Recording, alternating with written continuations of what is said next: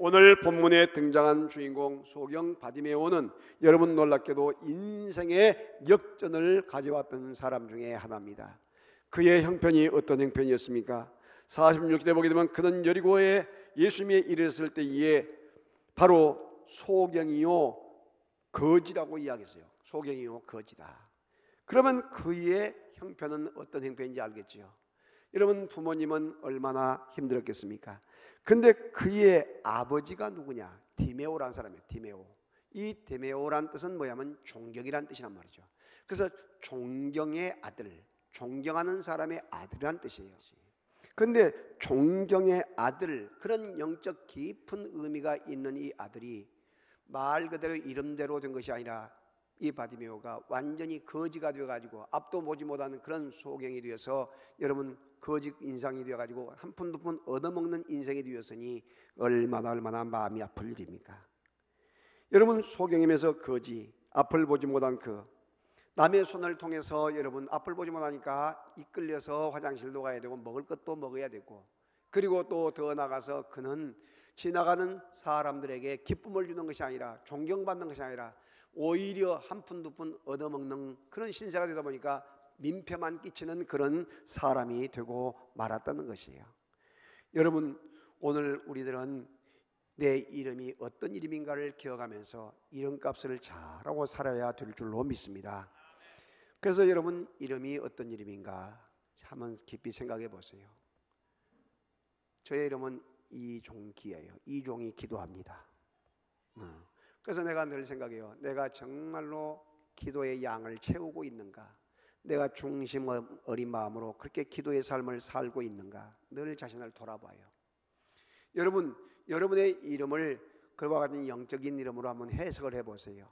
그러면 여러분 그 이름이 아주 복된 이름이 될 것입니다. 혹시라도 생각이 안 나면 저에게 와요. 내가 해석해 줄 테니까.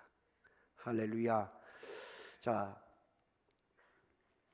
길가에 앉아 있다는 것은 뭘 말합니까?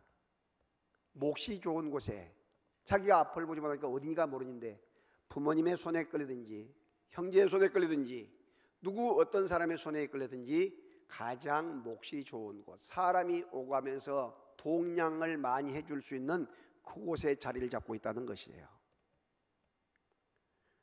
여러분 오늘 우리들이 늘 기억해야 할 것은 아무리 사람들이 동냥을 해주고 이와 같이 한 푼 두 푼 던져준다 할지라도 그의 인생을 바꿔주지 못했어요. 여러분 그러지 않지 않습니까? 돈 몇 푼 던져준다고 해서 그의 인생을 바꿀 수 있습니까? 그래요. 사람은 아무리 도움을 준다고 할지라도 그들의 인생을 바꿀 수가 없어요. 길가에 앉아 구걸하고 있지만은 달라진 것이 없다는 것이에요. 인생에 역전이 있을 수 없습니다. 왜 그래요? 주위의 환경이나 사람은 그것을 정확하게 바꿔줄 수가 없고, 혹시 바꿔준다 할지라도 일시적인 현상에 불과하는 것입니다. 성도 여러분, 인생의 역전 드라마가 일어나기 위해서는 누구를 만나야 합니까? 바로 나사렛 예수님을 만나야 됩니다. 할렐루야. 나사렛 예수, 인생의 역전 드라마 주인공 나사렛 예수. 47절에 나사렛 예수시란 말을 듣고 소리질러 이르되 다윗의 자손이여 나를 불쌍히 여기소서라고 이야기를 하고 있습니다. 나사렛 예수시란 말을 듣게 되었다. 이 나사렛 예수란 이름이 그의 인생을 바꿔놓게 되었어요. 여러분 여기서 여리고란 말은 여러분 뭐냐? 향기란 뜻이에요. 향기. 그래서 이 여리고 사람들은 모두가 제 잘난 맛에 살아가는 사람들입니다. 가진 자 대접받고 없는 자는 무시당하는 그런 지역이에요. 특히 건강한 자에게는 무엇이 할 수 있지만 건강이 약하거나 앞을 보지 못한 사람은 아무것도 할 수 없는 그런 위치에 있는 지역입니다. 세계에서 가장 오래된 도시가 여러분 여리고라고 이야기를 하고 있어요. 그렇게 고고하고 자기만을 아는 그와 같은 그 도시에 거지로서 소경으로서 얻어먹는 것이 얼마나 힘들고 어렵겠습니까? 그런데 반면에 나사렛이라는 동네는 어떤 곳이냐? 빌립이 나다니엘을 전도할 때에 나사렛에서 무슨 선한 것이 나오겠느냐, 예수님을 그렇게 이야기했잖아요. 나사렛이라는 것은 여러분 무시당하고 괄세당하는 곳이에요. 그런데 나사렛의 그 이름은 뭐냐면 거룩이라는 뜻이에요. 거룩, 구별되었다. 예수님은 여러분 애굽에 피난 가서 베들레헴에 탄생했다가 애굽에 피난 가서 그 요셉의 아버지의 고향인 나사렛에 가서 생활한 것이에요. 그런데 이 나사렛에 생활할 때에 여러분 예수란 이름이 예수아란 이름인데 이름이 많아요. 동명이 많기 때문에 지역의 이름을 넣는단 말이에요. 동네 이름을. 그래서 나사렛 동네의 예수란 뜻이에요. 그래서 예수님이 누구인가를 구별하는 것인데 이 나사렛이란 이 지역은 아까 이야기한 것처럼 가난한 자, 병든 자, 무식한 자, 또한 더 나가서 많은 사람들로부터 조롱받는 자, 고아와 과부 이런 환자들 이런 사람이 많이 살고 있었기 때문에 지나간 사람들이 다 보고 고개를 돌리고 지나간 적이 있어요. 그런데 예수님은 거기서 30세까지 거기서 살잖아요. 그러니까 예수님께서 복음 사역을 하실 때에 가난한 자가 와도 또한 더 나가서 몸이 아픈 자가 와도 고아와 과부가 와도 심지어는 사람들이 기피하는 문둥병자가 와도 거절하지 않고 다 고치시고 치료해 주신다는 사실을 믿으시기를 바랍니다. 왜? 거룩이라는 그 도시처럼 비록 현재는 힘들고 어렵지만은 나사렛 예수님을 만나게 될 때에 놀라운 변화가 오게 된다는 사실을 믿으시기를 바랍니다. 사랑하신 여러분, 오늘 우리들이 신앙생활을 할 때에 교회 안에서 봉사도 마찬가지예요. 향기가 나고 좋은 곳에서 봉사하는 사람들도 있어요. 이름이 알려지고 또한 얼굴이 알려지는 그런 사람들도 있어요. 그러나 한편은 나사렛과 같은 누가 보지도 않고 아무런 알아주지도 않는 그런 곳, 그저 누구도 인정해주지 않는 곳에서 열심을 다해서 충성하고 봉사하는 그런 사람들이 있어요. 여러분 어린아이들을 맡겨놨을 때에 어린아이의 코를 닦아주면서 그 울고불고 하는 애들 성에다 업고 1시간을 지내면서 주일학교 교사로 있는 사람들도 있고, 또한 아침 새벽부터 일어나서 손이 되고 발이 되어서 교인들을 수송하는 그런 사람들도 있고, 특별히 우리 예전도회장들 참 고생 많이 하는데 여러분 큰 누가 손님들이 오거나 교회 일할 때 안에서도 열심을 다해서 일하는 사람들, 또 더 나가서 셀 목자로서 정말로 어머니의 마음, 아버지의 마음을 가지고 세워주고 믿음을 키워주는 그런 사람들도 있어요. 다양하게 각 곳에서 섬기는 그와 같은 헌신한 사람들이 있기 때문에 오늘의 교회가 있게 된 것이에요. 여러분이 그저 지저분하게 침 뱉고 지나가는 그런 화장실 가서 그저 냄새 맡으면서 열심을 다해 청소하고, 여러분 화장실에 청소하는 사람을 누가 얼마나 알아주겠어요. 그런데도 큰 기쁨으로 알고 예수님의 몸인 줄 알고 열심을 다해 청소하고 애쓰고 수고하는 사람들, 끝나고 누가 뭐 차 한잔 마신 사람이 있겠습니까? 그렇지만은 주님이 아시고 기뻐하시면서 열심을 다하는 모습들, 또 나가서 바나바 세 가족을 맡겨줄 때에 열심을 다해서 섬기면서 내 돈 들어가면서 시간 바쳐가면서 세워주는 그런 사람이 있기 때문에 오늘 저와 여러분이 있게 된다는 사실을 믿으시기를 바랍니다. 다윗의 자손 예수란 말은 그가 왕권을 가진 메시아라는 뜻입니다. 그 이름을 듣는 순간에 놀랍게 기적은 나타나게 되어 있습니다. 48절에 많은 사람이 꾸짖어 잠잠하라 시끄럽다고 이야기를 한다 할지라도, 핍박이 가해진다 할지라도 그는 더 크게 소리질러서 다윗의 자손이여 소리를 지른 것을 믿으시기를 바랍니다. 그때 예수님의 발걸음이 멈춰져요. 그러면서 예수님께서 그를 데려오라고 이야기합니다. 그때 그 소경이 어떻게 했습니까? 겉옷을 내버리고 뛰어 일어나 예수께 나왔다고 이야기를 하고 있습니다. 여러분 잘 아신 대로 겉옷이 뭐예요? 그 나라에 가서 보게 되면 낮에 얼마나 더운지, 여러분 낮에 40에서 50도가 기본으로 올라가요. 그러니까 어지간한 몸은 그냥 화상을 입어요. 화상을.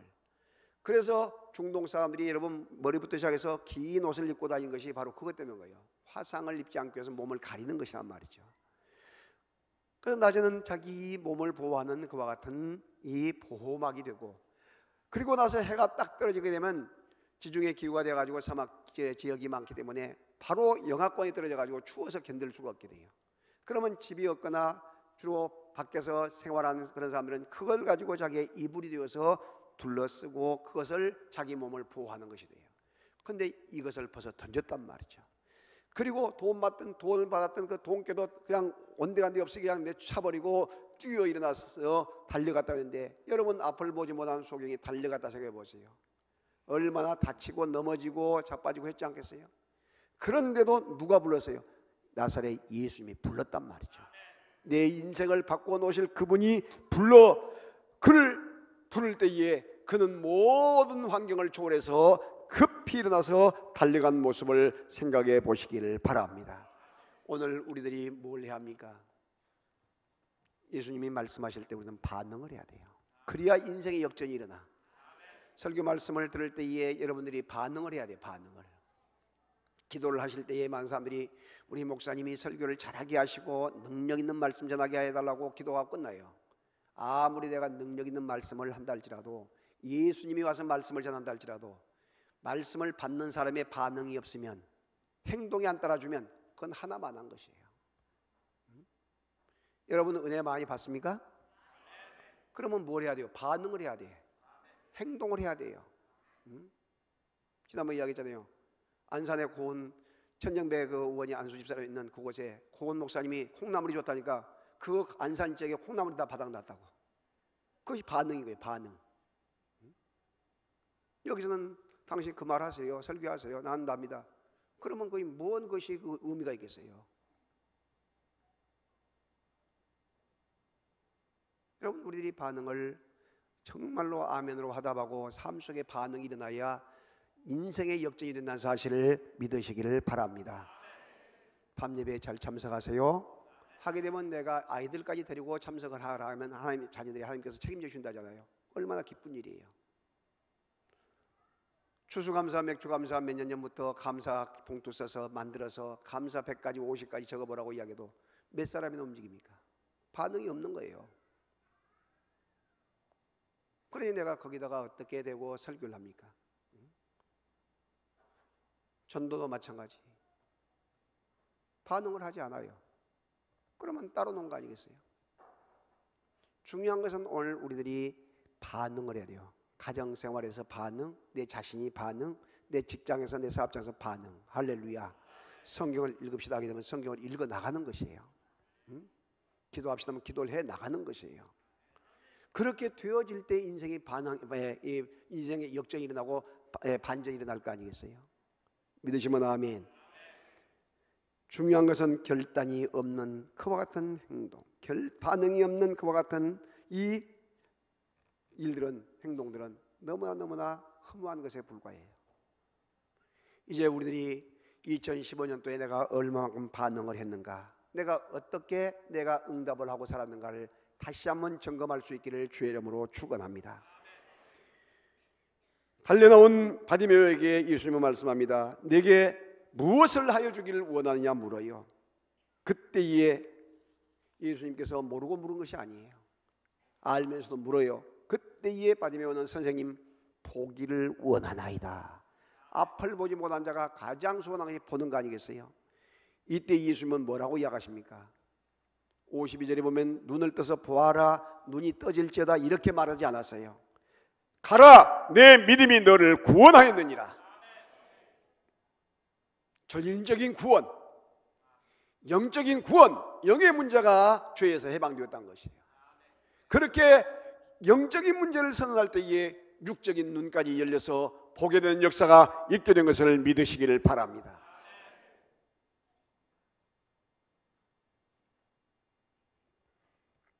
그랬을 때의 그 결론이 뭐예요? 그는 예수님을 길에서 쫓았다고 했어요. 곧 예수님의 제자가 되어서 예수님을 따르면서 전도자가 되었다는 것이죠. 사도행전 여러분 3장에 남에서부터 안진뱅이가 예수님의 이름을 듣고 나사렛 예수 이름으로 일어나라 할 때에 베드로와 요한의 이야기를 듣고 일어났을 때에 그가 걷기도 하고 뛰기도 하나님을 찬송하면서 하는 일이 뭐예요? 바로 하나님의 귀한 복음의 정의 이런 것처럼 여러분들이 오늘의 내가 있게 된 것이 어떻게 있게 되는가를 생각하면서 많은 사람에게 생명을 구원하는 전도하는 정의 되기를 주의 이름으로 축원합니다.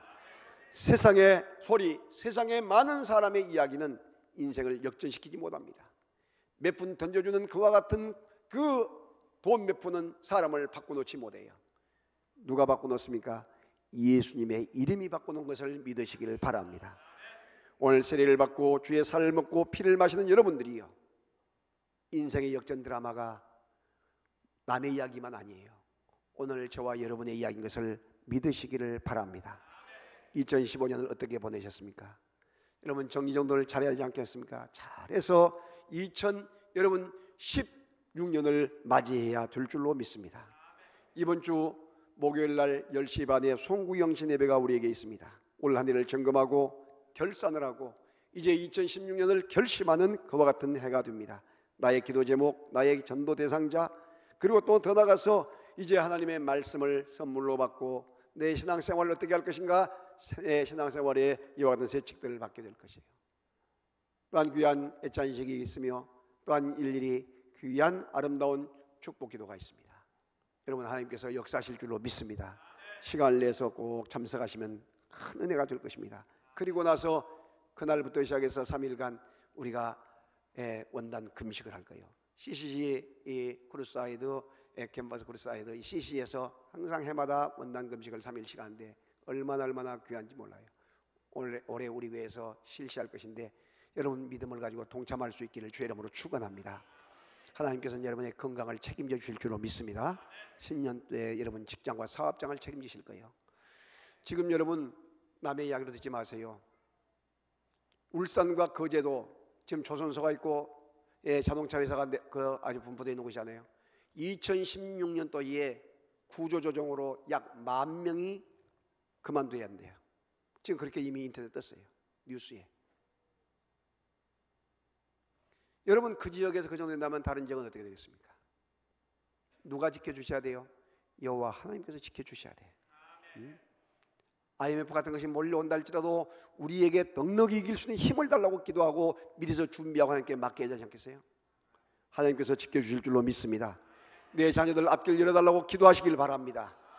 또한 더 나가서 내 인생의 문제 해결해달라고 역전시켜달라고 그렇게 기도하며 나갈 수 있기를 주의 이름으로 기원합니다.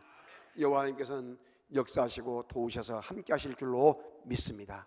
이 축복이 바로 저와 여러분의 모두가 되기를 주의 이름으로 축원합니다.